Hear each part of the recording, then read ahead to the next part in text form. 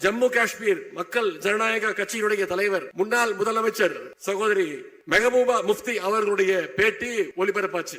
அவர்களே அம்மையார் அவர்களே காஷ்மீரில் இருக்கக்கூடிய ஒரு பத்திரிகையாளர் சந்திப்பில் கலந்து கொண்டாங்க. சகோதரி மெஹபூபா முஃப்தி அவர்கள் தங்களுடைய தாய்மொழி காஷ்மீரியில அவங்க பதில் கொடுத்துக்கிட்டு இருந்தாங்க. கேட்கிற கேள்விகளுக்கெல்லாம் அவங்களுடைய தாய்மொழி காஷ்மீரி மொழியில பதில் கொடுத்துக்கிட்டு இருந்தாங்க. அப்ப ஒரு பத்திரிகையாளர் குறுக்கிட்டு, நீங்க ஏன் தாய்மொழியில பேசுறீங்க, உருதுல பேசுங்க அப்படின்னு ஒரு பத்திரிகையாளர் கேள்வி கேட்டோன்னு அம்மையார் மெஹபூபா முஃப்தி அவர்கள் சொன்ன வார்த்தை, என்கிட்ட டிரான்ஸ்லேஷன் கேட்கறீங்களே, உங்களுக்கு தைரியம் இருந்தா தமிழ்நாட்டுக்கு போய் என்னுடைய சகோதரர் மு.க. ஸ்டாலின் கிட்ட போய் இதை கேட்க கொடுத்து உங்களுக்கு தைரியம் இருக்கா அப்படின்னு கேட்டாங்க.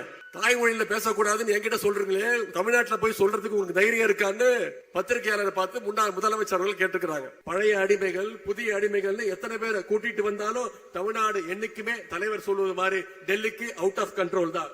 பாசிச சக்திகளுக்கு சலாம் போட்டு தமிழ்நாட்டுடைய கதவுகளை திறந்துவிட நாம ஒன்னும் அண்ணா திமுக கிடையாது. அண்ணா உருவாக்கின திராவிட முன்னேற்ற கழகம், கலைஞர் வளர்த்தெடுத்த திராவிட முன்னேற்ற கழகம், தலைவர் அவர்களால் வழிநடத்தப்படுகின்ற திராவிட முன்னேற்ற கழகம். ஆகவே பாசிஸ்டுடைய பாட்சா என்னைக்கும் தமிழ்நாட்டில் பலிக்கவே பலிக்காது. உடன்பிறப்புகள் விட மாட்டாங்க. நான் அடிமைகளை பார்த்து கேட்கிறேன், எப்படியும் எங்களுடைய தேர்தல் அறிக்கையை பார்த்து காப்பி அடிச்சு நீங்க தேர்தல் அறிக்கையை விட போறீங்க. அதிமுக என்ன காப்பி பேஸ்ட் பண்ணாலும் பொதுமக்கள், குறிப்பா மகளிர், தமிழ்நாட்டு மகளிர் அவங்களை நம்புவதற்கு தயாராக இல்லை. மகளிருடைய பொருளாதார வளர்ச்சிக்கு பெரிதும் துணை நிற்கின்ற 100 நாள் வேலைவாய்ப்பு திட்டத்தை ஒன்றிய அரசு செஞ்சுட்டு இருக்கு. அதற்கும் நம்முடைய தலைவர், நம்முடைய முதலமைச்சர் தான் இன்னைக்கு குரல் கொடுத்துட்டு இருக்கிறார். சமீபத்தில் குஜராத்ல பேசின ஒன்றிய அமைச்சர் திரு அமித்ஷா அவர்கள், நாங்க இன்னைக்கு பீகார்ல ஜெயிச்சிட்டோம், அடுத்து எங்களுடைய டார்கெட் தமிழ்நாடு அப்படின்னு தமிழ்நாட்டுக்கு ஒன்றிய உள்துறை அமைச்சர் அமித்ஷா அவர்கள் வார்னிங் கொடுக்கிறார், பயமுத்த பாக்குறார். இங்க திரண்டிருக்கக்கூடிய லட்சக்கணக்கான மகளிர் முன்னாடி நாம உறுதியா சொல்ற, சுயமரியாதை மிக்க இந்த மகளிர் படம் இருக்கின்ற வரைக்கும் சங்கிகளால தமிழ்நாட்டுக்குள்ள தொட்டு கூட பார்க்க முடியாது.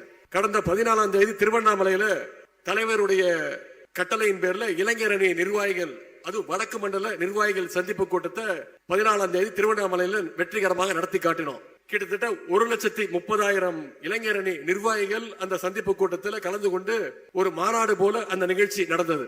அந்த எழுச்சியை பார்த்து இளைஞர்கள் நம்முடைய திராவிட முன்னேற்ற கழகத்தில் எந்த அளவுக்கு ஈடுபாடோடு வந்திருக்கிறாங்க அந்த எழுச்சியை பார்த்து, அந்த மக்கள் கடலை பார்த்து, இளைஞர் கடலை பார்த்து ஒரு 10 நாட்கள் சங்கி கூட்டமோ அடிமை கூட்டமோ புலம்பிக்கிட்டே இருந்தது. இன்னைக்கு பல்லடத்துல கூடியிருக்கக்கூடிய இந்த கடல் போல் கூடியிருக்கக்கூடிய நம்முடைய மகளிர் கூட்டத்தை, இந்த மாநாட்டை பார்த்தாங்கன்னா அந்த சங்கி கூட்டமோ அடிமை கூட்டமோ அடுத்த 10 நாளுக்கு நிச்சயமா தூங்க போறது இல்லை.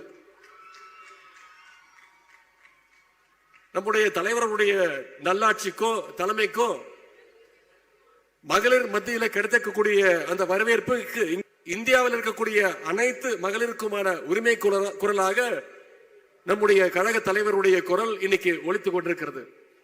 அதுக்கு ஒரே ஒரு எடுத்துக்காட்டை இங்கே நான் குறிப்பிட விரும்புகின்றேன்.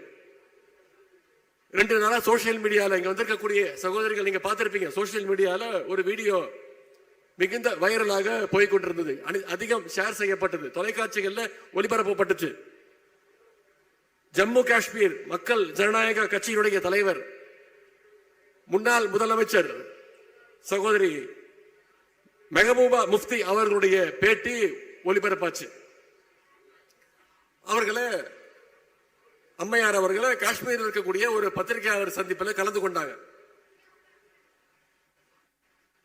சகோதரி மெஹபூபா முஃப்தி அவர்கள் தங்களுடைய தாய்மொழி காஷ்மீரியில அவங்க பதில் கொடுத்துக்கிட்டு இருந்தாங்க. கேட்கிற கேள்விகளுக்கெல்லாம் அவங்களுடைய தாய்மொழி காஷ்மீரி மொழியில பதில் கொடுத்துக்கிட்டு இருந்தாங்க. அப்போ ஒரு பத்திரிகையாளர் குறுக்கிட்டு, நீங்க ஏன் தாய்மொழியில பேசுறீங்க, உருதுல பேசுங்க அப்படின்னு ஒரு பத்திரிகையாளர் கேள்வி கேட்டோன்னு அம்மையார் மெஹபூபா முஃப்தி அவர்கள் சொன்ன வார்த்தை, என்கிட்ட டிரான்ஸ்லேஷன் கேட்கறீங்களே, உங்களுக்கு தைரியம் இருந்தா தமிழ்நாட்டுக்கு போய் என்னுடைய சகோதரர் மு.க. ஸ்டாலின் கிட்ட போய் இதை கேட்க கொடுத்து உங்களுக்கு தைரியம் இருக்கா அப்படின்னு கேட்டாங்க. தாய்மொழியில பேசக்கூடாதுன்னு என்கிட்ட சொல்றீங்களே, தமிழ்நாட்டில் போய் சொல்றதுக்கு உங்களுக்கு தைரியம் இருக்கான்னு பத்திரிகையாளரை பார்த்து முன்னாள் முதலமைச்சர் அவர்கள் கேட்டுக்கிறாங்க. மொழி உரிமை, மாநில உரிமை, பெண் உரிமைன்னு வந்துருச்சுன்னா காஷ்மீர்ல இருக்கவங்க கூட தமிழ்நாட்டில் இருக்கக்கூடிய நம்முடைய முதலமைச்சருடைய பேர் தான் முதல்ல ஞாபகத்துக்கு வரும். அப்படிப்பட்ட தலைவரே நம்ம பெற்றிருக்கிறோம். இன்னைக்கு ஒரு காலத்துல கேரளாவுடைய வைக்கத்துல கோயில் தெருக்கல்ல ஒடுக்கப்பட்ட மக்கள் நடப்பதற்கு அனுமதி கிடையாது.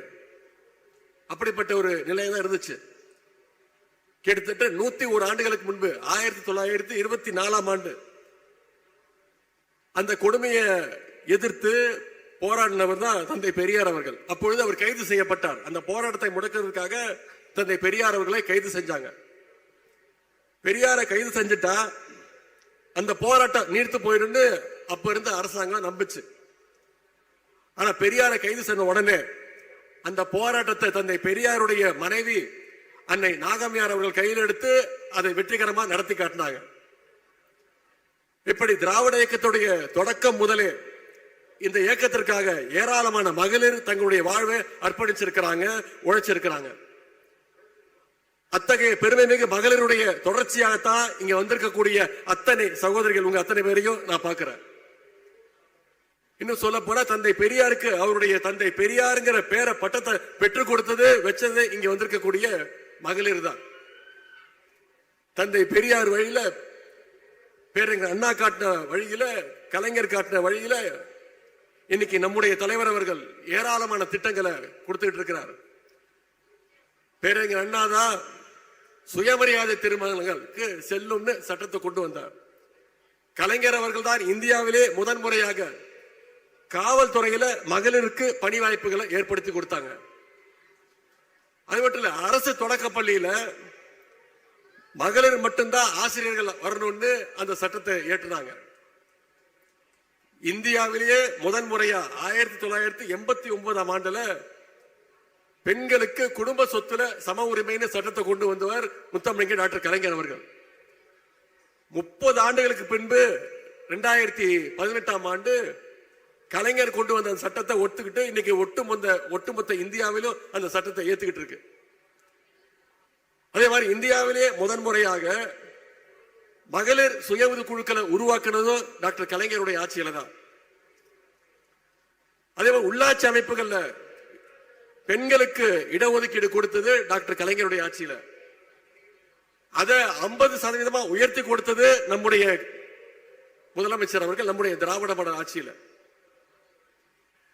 அவங்க வழியில நம்முடைய தலைவர் அவர்கள் ஆட்சி பொறுப்பேற்ற முதல் நாள் அவர் போட்ட முதல் கையெழுத்து பெண்களுக்கான மகளிருக்கான விடியல் பயண திட்டம். கிட்டத்தட்ட 860 கோடி பயணங்களை மகளிர் மேற்கொண்டிருக்கிறாங்க. இந்த 4.5 வருஷத்துல மட்டும் விடியல் பயண திட்டத்துல ஒவ்வொரு மகளிரும் 900 ரூபாய் மாதம் 900 ரூபாய் சேமிக்கிறாங்க. அது மட்டும் இல்ல, தாய்மார்கள் தங்களுடைய குழந்தைங்க பிள்ளைங்க காலையில பள்ளிக்கூடத்துக்கு போகும்போது வெறும் வயிற்றுல போக கூடாதுன்னு படிக்க கூடாதுன்னு நம்முடைய முதலமைச்சர் அறிமுகப்படுத்தின திட்டம் தான் முதலமைச்சர் காலை உணவு திட்டம். இன்னைக்கு ஒவ்வொரு நாளும் 22 லட்சம் குழந்தைங்க முதலமைச்சர் காலை உணவு திட்டத்தில் பயன்பட்டு இருக்கிறாங்க. அதே மாதிரி அரசு பள்ளியில படிக்கக்கூடிய மாணவர்கள் உயர்கல்வி படிக்கணும்னு எந்த கல்லூரியில போய் சேர்ந்தாலும் அவங்களுக்கு கல்வி உதவி தொகையா மாசம் 1000 ரூபாய் நம்முடைய முதலமைச்சர் அவர்கள் கொடுத்துட்டு இருக்கிறார். இதற்கெல்லாம் மகுடம் வச்சது போல ஒரு திட்டம், அதுதான் கலைஞர் மகளிர் உரிமை தொகை திட்டம். இந்த திட்டத்தை நம்முடைய முதலமைச்சர்கள் செயல்படுத்தினப்போ மாசம் 1000 ரூபாய் என்பது எங்களுடைய அண்ணன் எங்களுக்கு கொடுக்கிற தாய் வீட்டு சீர்னு நம்முடைய பெண்கள் கொண்டாடுறாங்க, உரிமை கொண்டாடுறாங்க. இன்னைக்கு ஒவ்வொரு மாதமும் 1,30,00,000 மகளிருக்கு கலைஞர் மகளிர் உரிமை தொகை மாசம் 1000 ரூபாய் போயிட்டு இருக்கு. இப்படி மகளிருடைய பயனளிக்கின்ற பல திட்டங்களை நம்முடைய முதலமைச்சர் அவர்கள் தொடர்ந்து பார்த்து செய்து வருகிறார்கள். இது திராவிட மாடல் பார்ட் 1 மட்டும்தான். திராவிட மாடல் 2.0ல பெண்களுக்கு மேலும் பயனளிக்கக்கூடிய பல்வேறு திட்டங்களை நிச்சயம் நம்முடைய கழக தலைவர் அவர்கள் முதலமைச்சராக பொறுப்பேற்று உங்களுக்கு கொடுப்பார். ஆனா இந்த வளர்ச்சி எதுவும் பிடிக்காத ஒன்றிய அரசு தமிழ்நாட்டுக்கு இன்னைக்கு பல்வேறு வகையில தொந்தரவுகளை கொடுத்துட்டு இருக்கிறாங்க. நிதி உரிமை, கல்வி உரிமை, மொழி உரிமைன்னு ஒவ்வொரு உரிமையா மாநில உரிமைகளா படிச்சுட்டு இருக்கிறாங்க. இப்ப கூட பாத்தீங்கன்னா சமீபத்தில் மகளிருடைய பொருளாதார வளர்ச்சிக்கு பெரிதும் துணை நிற்கின்ற 100 நாள் வேலை வாய்ப்பு திட்டத்தை ஒன்றிய அரசு செஞ்சுட்டு இருக்கு. அதற்கும் நம்முடைய தலைவர் நம்முடைய முதலமைச்சர் தான் இன்னைக்கு குரல் கொடுத்துட்டு இருக்கிறார்.